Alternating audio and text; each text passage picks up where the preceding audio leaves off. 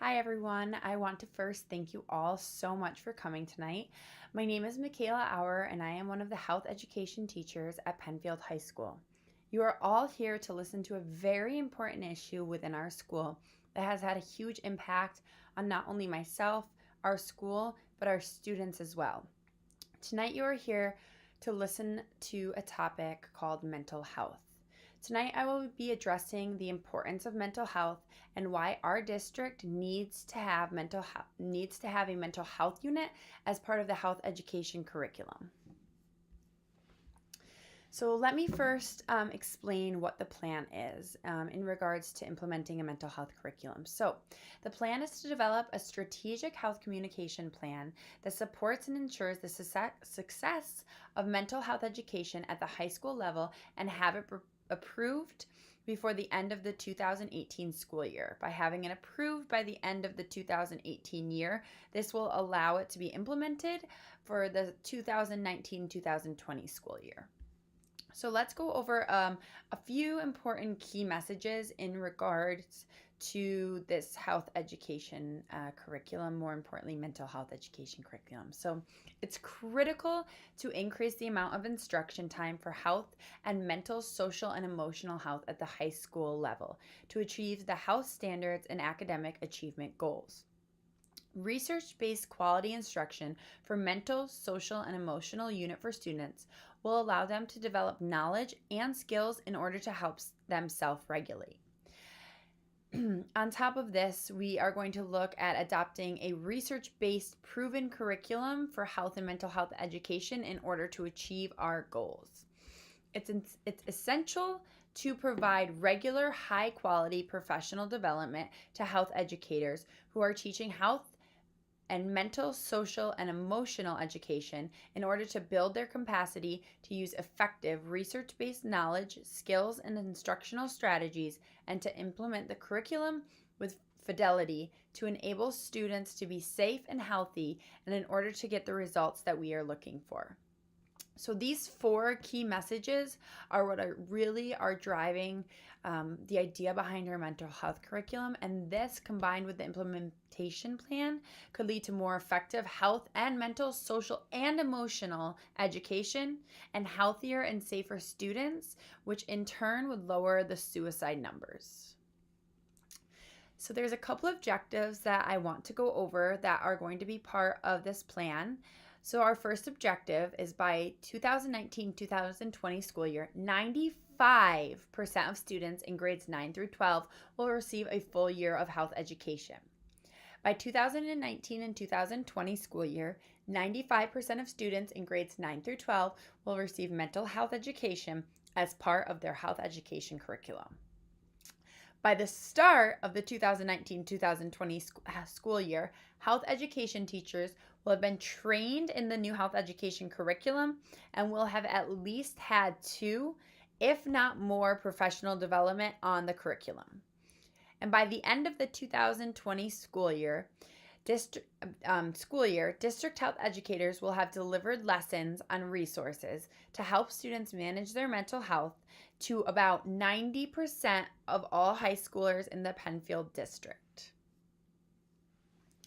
So, I've laid out the key messages and I've laid out the objectives for you, but your question that you might be asking yourself is, well, we already have a lot to cover in a school day, so why do we need to add more to our plate? Why do we need this? Why is this so important? And I'm going to explain why now. Mental health is critical to the overall physical well-being and general healthy living of children. According to the Mental Health and Suicide Prevention Advocacy in New York alone, over 300,000, I'm going to let that sink in and say it again. Over 300,000 of our youth are living with a serious mental health condition. Mental health disorders emerge during adolescence. In fact, half of all lifetime cases of mental illnesses begin by age 14. On the Monroe County Youth Risk Behavior Survey, the YRBS, feeling sad or hopeless, seriously considering suicide, and spending 5+ hours engaging in screen time were all trends that were shown to increase from 2007 to 2017. Also, looking at that survey, it stated that 28% of students felt sad or hopeless every day for 2 or more weeks in a row. 21% of themselves 21% hurt themselves on purpose, and 7% attempted suicide in the past year. According to the WHO, among children ages 15 to 29 years old, depression is the third leading cause of death, and unfortunately, suicide is the second leading cause of death. So those are just some statistics worldwide and also local. The Youth Risk Behavior Survey, Monroe County, is a local survey that's conducted. Those statistics show the need for our children to have mental health so that they can have the resources they need in order to handle their mental health. So now I'm going to talk about some solutions that we can put into place within our curriculum in order to make our children more successful in regards to their mental health. So research has shown improvements in mental health and academic outcomes through school-based mental health awareness interventions. Some solutions or programs that have been shown to work are positive school environments, positive expectations, prevention programs, resilience-focused interventions, Penn Resiliency Program, also known as PRP, Signs of Suicide Program, known as SOS, and COPE Program. So I'm going to talk briefly about two of those programs a little bit more in depth, just so you can get a better understanding of them. So in regards to implementing the health education curriculum with the mental health unit, the Penn Resiliency Program would be part of that mental health curriculum. So the Penn Resiliency Program, which is known as PRP, is a resilience-focused intervention and is school-based and adopts universal frameworks in order to target a whole population. This program is based on cognitive behavioral principles and is used through structured curriculum activities and whole group sessions. The PRP program showed to have reduction in depressive symptoms when implemented in a school curriculum. And then the other one that I just want to quickly give a brief overview on is the Signs of Suicide Program, known as SOS. It's used to promote concepts that are related to suicide, and it teaches students that suicide is not a normal reaction to stress. Youth are taught to recognize symptoms in themselves and in others around them, and they are taught how to take action steps. The goal behind the SOS program is to reduce suicidal behavior through educational components and self-screening components. SOS teaches students how to engage in action steps by using the acronym ACT, A-C-T, acknowledge, care, and tell. SOS teaches students to acknowledge signs of suicide, let the person know you care, and then tell someone so that they can receive the help that they need. So those are just two examples that would be part of the mental health education curriculum that have shown to have drastic improvement in children's mental health. So I want to share some of the benefits that students can have just by having a mental health education curriculum in place for them.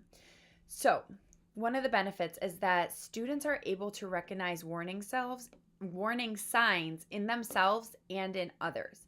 This is huge because if students can recognize the warning signs in themselves and others, then they can know that they need help and take those steps to reach out to get the help that they need. But if they're not aware of warning signs or what warning signs are, they're not going to know how to react to them. Another tremendous benefit of mental health curriculum is that it reduces the stigma surrounding mental health. So many times people think that mental health is such a taboo subject, but incorporating a mental health curriculum into a school allows mental health to be something that is widely talked about and acknowledged and reduces that stigma that surrounds it. Mental health education also provides a comfortable place for students to discuss their mental health, to discuss problems that they're facing or that their friends are facing, and to just feel that they're supported and that they can talk when something is bothering them. And lastly, and most importantly, it just teaches students how to handle their mental health, which is what these kids need. So as you sit here before me and you are listening to me rattle off all these statistics and the need and why we need it in our school. I just want to leave you with some things that really stick in your head about the importance of mental health and why this school district needs you to approve it and be behind us and support a mental health curriculum. So, as all of you who are sitting in front of me know, unfortunately, our school district has suffered tremendous loss in the last 2 years. We've lost 4 beautiful students in the past 2 years due to suicide. And we want to be able to stop this. We don't want anyone to get a call again saying that we've lost another student to suicide. And having this mental health curriculum approved and put in place is one of those stepping stones that will help us get there. Mental health disorders emerge during adolescence, like I said before, and if they are recognized and they are treated early, it can help increase changes for a better long-term outcome. A lot of times students don't understand that they have a mental disorder because they're not educated on it. They don't know that they need help. But by providing them with a mental health education curriculum, we are allowing students to understand their emotions, understand when to ask for help, understand what they're going through. We are providing them that framework in order to have a successful life. And I said this earlier, but I'm just going to say it again to reiterate how crucial it is for students to receive mental health education early. Among children ages 15 to 29 years old, depression is the 3rd leading cause of death, and suicide is the 2nd leading cause of death. That right there alone shows the need for a mental health education curriculum to be put into place.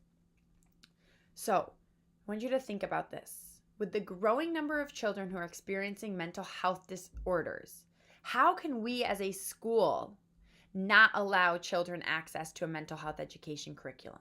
How can we hold that from them? Just want you to think about that question as I move into this last part of my conversation tonight. So I have this plan up here that you guys can see on the PowerPoint that shows what I'm looking for in order to implement this curriculum and get it going. So as you can see in October, the children all received a survey about mental health. From that survey, the other health education teachers and I sat down, we reviewed that survey, and then we shared that survey with the administrators, the Board of Education, and the parents as well, so that you could see the absolute need for health education within our school. Which brings us to today, December, which is our presentation night. I'm presenting to parents, thank you for coming, the Board of Education, as well as administration, about why we need mental health. Moving forward in January, the board and administration will vote on this. If that is approved, the development for the curriculum will begin in February to April. In May, health education teachers will have professional development, as well as June and July. Then in August, all teachers throughout the whole school will have professional development on this so that everybody can be aware of the new curriculum that is being taught. In the beginning of September, a letter will go home to parents, just kind of laying out what the new curriculum will be addressing. And then our hope, which we hope you guys will get behind and support us, is that the new curriculum will begin in September for the 2019-2020 school year. So I want you all to think about those questions that I asked you to reflect on. How can we as a school district keep mental health education from our students when so many statistics show that this is what our students need? Thank you all so much for being here tonight. If you have any questions, I would love to answer them now. If you would like to come up to me after the presentation is all done and everybody has asked all their other questions, to ask individual questions, I will most certainly be around. Thank you all so much for coming tonight.